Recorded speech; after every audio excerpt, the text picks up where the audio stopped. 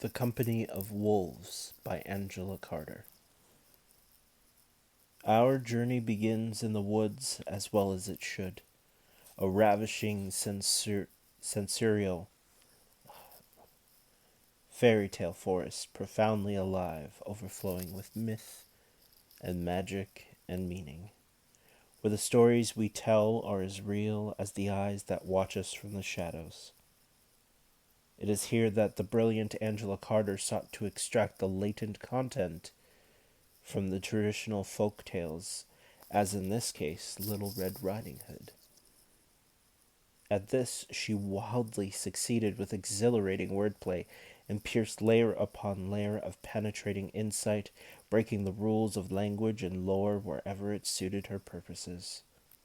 I was stunned upon first reading this story, having only seen the film of the same name which she co-authored with the director Neil Jordan. Stunned not just by its greatness, its singular vision, but how much of that astonishing film was contained in these few short pages.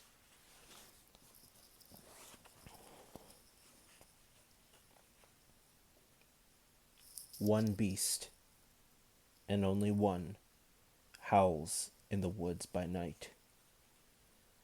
The wolf is carnivore incarnate, and he is as cunning as he is ferocious. Once he's had a taste of flesh, then nothing else will do.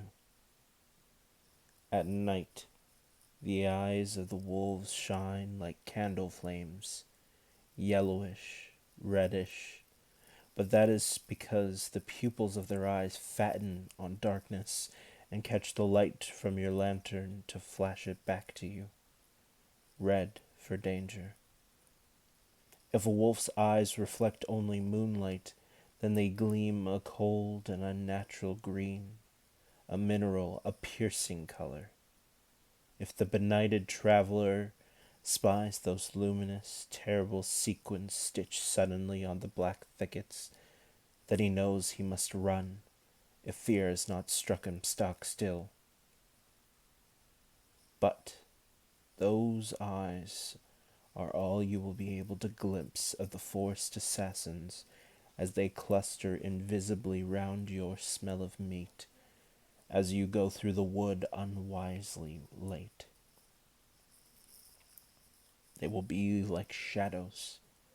They will be like wraiths, grey members of a congregation of nightmare. Hark! His long wavering howl, an aria of fear made audible. The wolf song is the sound of the rendering you will suffer, in itself a murdering. It is winter and cold weather. In this region of mountain and forest there is now nothing for the wolves to eat. Goats and sheep are locked up in the byre. The deer departed for the remaining pasturages on the southern slopes.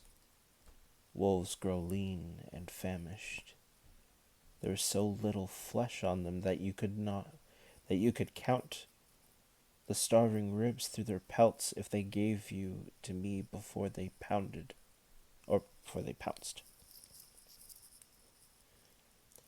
Those slavering jaws, the lolling tongues, the rim of saliva on the grizzled chops, of all the teeming perils of the night and the forest, ghosts, hobgoblins, ogres that grill babies upon gridirons, witches that fatten their captives in cages for cannibal tables.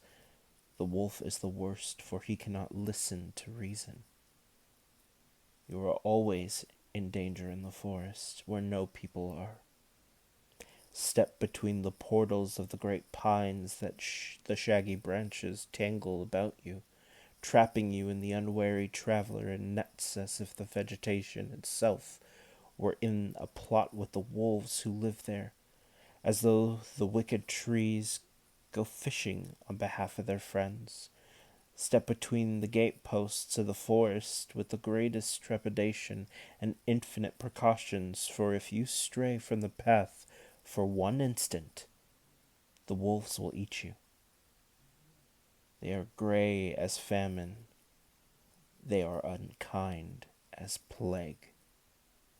The grave-eyed children of the sparse villages always carry knives with them when they go tend to the little flocks of goats that provide the homesteads with acrid milk and rank maggoty cheese. Their knives are half as big as they are. The blades are sharpened daily. But the wolves have their ways of arriving at your own hearthside. We try and try, but sometimes we cannot keep them out. There is no winter's night the cottager does not fear to see a lean, grey, famished snout questing under the door, and there was a woman once bidden in her own kitchen as she was straining the macaroni. Fear and flee the wolf, for worst of all, the wolf may be more than he seems. There was a hunter once near here who trapped a wolf in a pit. This wolf had massacred the sheep and goats, eaten up a mad old man who used to live by himself in a hut halfway up the mountain and sang to Jesus all day, pounced on a girl looking after the sheep, but she made such a commotion that the men came with rifles and scared him away and tried to track him to the forest, but he was cunning and easily gave them the slip. So this hunter dug a pit, put a duck in it for bait, all alive. Oh, and he covered the pit with straws smeared with wolf dung. Quack, quack, went the duck, and a wolf came slinking out of the forest. A big one, a heavy one. He weighed as much as a grown man, and the straw gave way beneath him. Into the pit he tumbled. The hunter jumped down after him, slit his throat, cut off all his paws for a trophy. And then no wolf at all lay in front of the hunter, but the bloody trunk of a man, headless, footless, dying, dead. A witch from up the valley once turned an entire wedding party into wolves because the groom had settled on another girl. She used to order them to visit her at night from spite, and they would sit and howl around her cottage for her, serenading her with their misery. Not so very long ago, a young woman in our village married a man who had vanished clean away on her wedding night. The bed was made with new sheets, and the bride lay down in it. The groom said he was going out to relieve himself, insisted on it for the sake of decency, and she drew the coverlet up to her chin and lay there. And she waited, and waited, and then she waited again. Surely he's been gone a long time, until she jumps up in bed and shrieks to hear a howling coming on the wind from the forest. That long, drawn, wavering howl has, for all its fearful resonance, some inherent sadness in it, as if the beasts would love to be less beastly if only they knew how, and never cease to mourn their own condition. There is a vast melancholy in the canticles of the wolves. Melancholy, infinite as the forest, endless as these long nights of winter, and yet that ghastly sadness, that mourning for their own irredeemable appetites, can never move the heart, for not one phrase in it hints at the possibility of redemption. Grace could not come to the wolf from its own despair, only through some external mediator, so that sometimes The beast will look as he half welcomes the knife that dispatches him. The young woman's brothers searched the outhouses and the haystacks, but never found any remains. So the sensible girl dried her eyes and found herself another husband, not too shy to piss into a pot, who spent the night indoors. She gave him a pair of bonny babies, and all went right as a trivet, until one freezing night, the night of the solstice, the hinge of the year when the things do not fit together as well as they should, the longest night, her first good man came home again.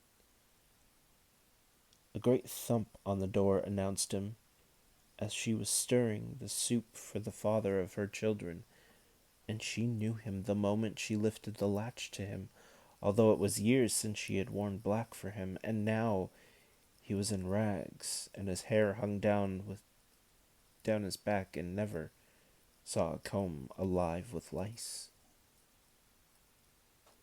"Here I am, Mrs.," he said. "Get me my bowl of cabbage, and be quick about it." And then her second husband came in with wood for the fire, and when he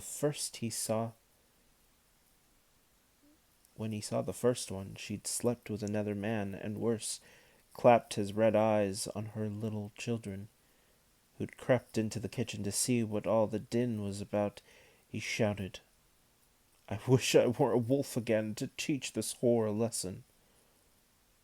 So a wolf he instantly became,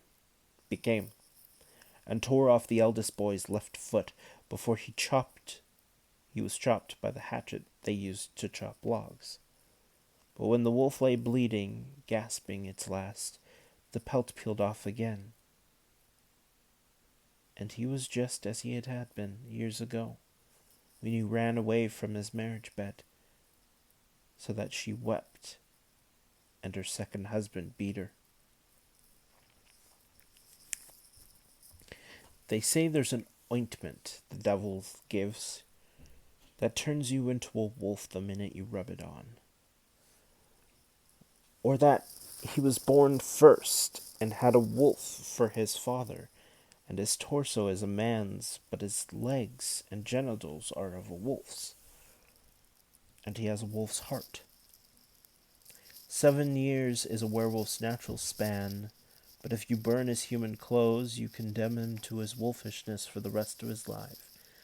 So old wives hereabouts think it's some protection to throw a hat or an apron at the werewolf, as if clothes made the man. Yet by the eyes, those phosphorescent eyes, you know him in all his shapes, the eyes alone unchanged by metamorphosis. Before he can become a wolf, the lycanthrope strips stark naked. If you spy a naked man among the pines, you must run as if the devil were after you. It is midwinter, and the robin, the friend of man, sits on the handle of the gardener's spade and sings. It is the worst time in all the year for wolves, but this strong-minded child insists she will go off through the woods.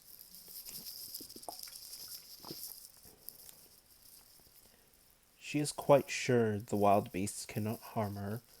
Although well warned, she lays a carving knife in the basket for her mother. For her mother has packed it with cheeses. There is a bottle of harsh liquor distilled from brambles, a batch of flat oat cakes baked on the hearthstone, a pot or two of jam. The girl will take these delicious gifts to a reclusive grandmother, so old the burden of her years is crushing her to death. Granny lives 2 hours trudge through the winter woods. The child wraps herself up in her thick shawl, draws it over her head. She steps into her stout wooden shoes. She is dressed and ready, and it is Christmas Eve. The malin-lined door of the solstice swings upon its hinges, but she has been too much loved ever to feel scared. Children do not stay young for long in this savage country. There are no toys for them to play with, so they work hard and grow wise. But this one, so pretty, the youngest of her family, a little latecomer, had been indulged by her mother and the grandmother who knitted her the red shawl that today has the ominous, if brilliant, look of blood on snow. Her breasts have just begun to swell. Her hair is like lint, so fair it hardly makes a shadow on her pale forehead. Her cheeks are an emblematic scarlet and white, and she has started her woman's bleeding. The clock inside her that will strike henceforward once a month. She stands and moves within the invisible pentacle of her own virginity. She is an unbroken egg. She is a sealed vessel. She has inside her a magic space, the entrance to which is shut tight with a plug of membrane. She is a closed system. She does not know how to shiver. She has her knife, and she is not afraid of nothing. Her father might forbid her if he were home, but he is away in the forest gathering wood, and her mother cannot deny her. The forest closed upon her like a pair of jaws. There is always something to look at in the forest, even in the middle of the winter. The huddled mounds of birds succumb to the lethargy of the season, heaped on the creaking boughs and too forlorn to sing. The brilliant frills of the winter fungi on the blotched trunks of the trees, and the cuneiform slots of rabbits and deer.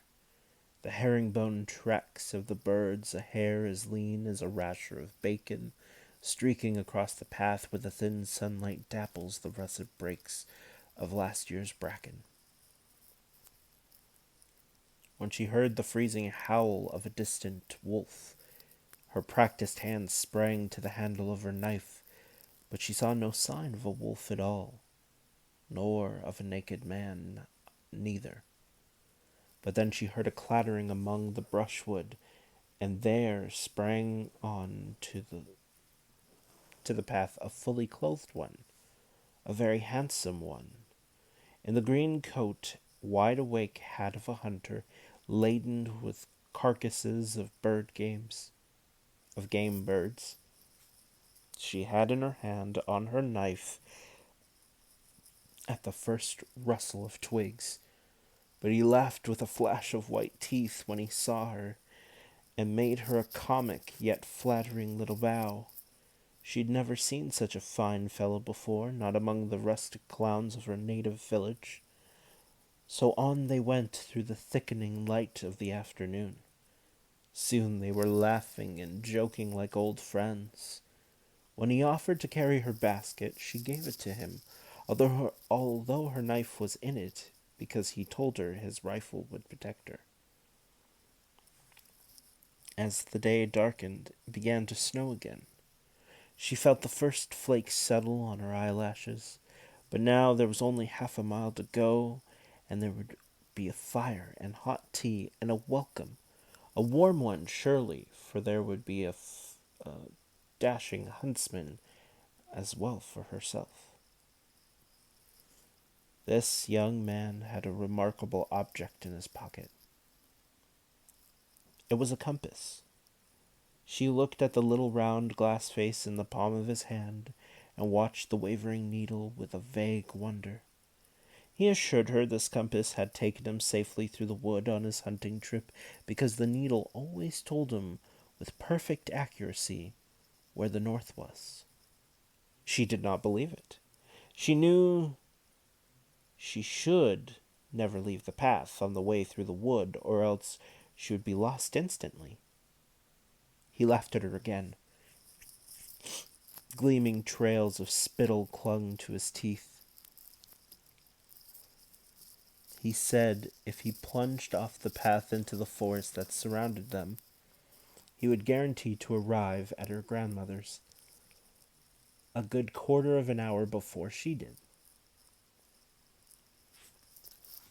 Plodding his way through the undergrowth with his compass, while she trudged the long way along the winding path. I don't believe you. Besides, aren't you afraid of the wolves? He only tapped the gleaming butt of his rifle and grinned. Is it a bet? He asked. Shall we make a game of it? What will you give me if I get to your grandmother's house before you? What would you like? She asked disingenuously. A kiss. Commonplaces of a rustic seduction, she lowered her eyes and blushed. He went through the undergrowth and took her basket with him, but she forgot to be afraid of the beasts, although now the moon was rising, for she wanted to dawdle on her way to make sure the handsome gentleman would win his wager. Grandmother's house stood by itself a little way out of the village. The freshly falling snow blew in eddies about the kitchen garden, and the young man stepped delicately up the snowy path to the door, as if he were reluctant to get his feet wet, swinging his bundle of game in the girl's basket and humming a little tune to himself. There was a faint trace of blood on his chin, as he had been snacking on his catch. He rapped upon the panels with his knuckles. Aged and frail, Granny's 3/4 succumbed to the mortality, the ache in her bones promising her and almost ready to give in entirely. A boy came out from the village to build up her hearth for the night an hour ago, and the kitchen crackles with busy firelight. She has her Bible for company. She is a pious old woman. She is propped up on several pillows in the bed, set into the wall peasant fashion, wrapped up in the patchwork quilt she made before she was married, more years ago than she cares to remember. 2 China spaniels with liver-colored blotches on their coats and black noses sit on either side of the fireplace. There is a bright rug of woven rags on the pantils. The grandfather clock ticks away her eroding time. We keep the wolves outside by living well. He rapped up upon the panels with his hairy knuckles. Is it your granddaughter? He mimicked in a high soprano. Lift up the latch and walk in, my darling. You can tell them by their eyes. Eyes of a beast of prey nocturnal, devastating eyes as red as a wound. You can hurl your Bible at him, your apron after. Granny, you thought that was a sure prophylactic against these infernal vermin. Now call on Christ and his mother and all the angels in heaven to protect you, and it won't do you any good. His pharaoh muzzle is sharp as a knife. He drops his golden burden of gnawed pheasant on the table and puts down the dear girl's basket too. Oh my God, what have you done with her? Off with his disguise, the coat of the forest-colored cloth, the hat with the feather tucked into the ribbon. His matted hair streams down his white shirt, and she can see the lice moving in it. The sticks in the hearth shift and hiss. The night and the forest has come into the kitchen with darkness tangled in its hair. He strips off his shirt. His skin is the color and texture of vellum. A crisp strip of hair runs down his belly. His nipples are ripe and dark as poisoned fruit, but he's so thin you could count the ribs under his skin if only he gave you the time. He strips off his trousers, and she can see how hairy his legs are. His genitals huge. Ah, huge. The last thing the old lady saw in this world was a young man, eyes like cinders, naked as stone, approaching her bed. The wolf is carnivore incarnate. When he had finished with her, he licked his chops and quickly dressed himself again until he was just as he had been when he came through the door. He burned the inedible hair in the fireplace and wrapped up the bones in a napkin that he hid under the bed in the wooden chest in which he found a clean pair of sheets. These he carefully put on the bed instead of the telltale stained ones he had stowed away in the laundry basket. He plumped up the pillows and shook out the patchwork quilt. He picked up the Bible from the floor and closed it and laid it on the table. All was as it had been before, except the grandmother was gone. The sticks twitched in the grate, the clock ticked, and the young man sat patiently, deceitfully, beside the bed in Granny's nightcap. Rat-a-tap-tap. "Who's there?" he quavers, in Granny's antique falsetto. "Only your granddaughter." So she came in, bringing with her a flurry of snow that melted in tears on the tiles, and perhaps she was a little disappointed to only see her grandmother sitting beside the fire.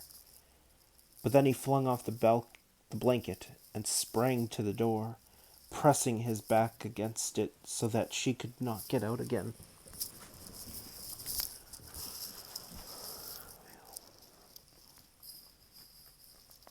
The girl looked round the room, and she saw there was not even the indentation of a head on the smooth cheek of the pillow, and how for the first time she'd seen it so, the Bible lay closed on the table. The tick of the clock cracked like a whip. She wanted her knife from her basket, but she did not dare reach for it because his eyes were fixed upon her. Huge eyes that now seemed to shine with a unique interior light. Eyes the size of saucers. Saucers full of Greek fire, diabolic phosphorescence. "What big eyes you have. All the better to see you with." No trace at all of the old woman except for a tuft of white hair that had caught in the bark of an unburned log. When the girl saw that, she knew she was in danger of death.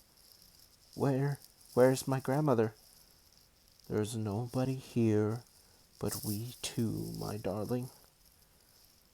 Now a great howling rose up all around them, near, very near, as close as the kitchen garden, the howling of a multitude of wolves.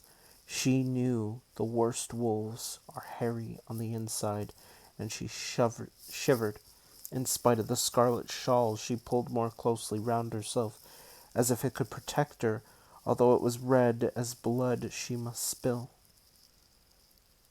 "Who has come to sing us carols?" she said. "Those are the voices of my brothers, darling. I love the company of wolves. Look out the window and you'll see them." Snow half-caked the lattice, and she opened it to look into the garden. It was a white night of moon and snow. The blizzard whirled round the gaunt grey beast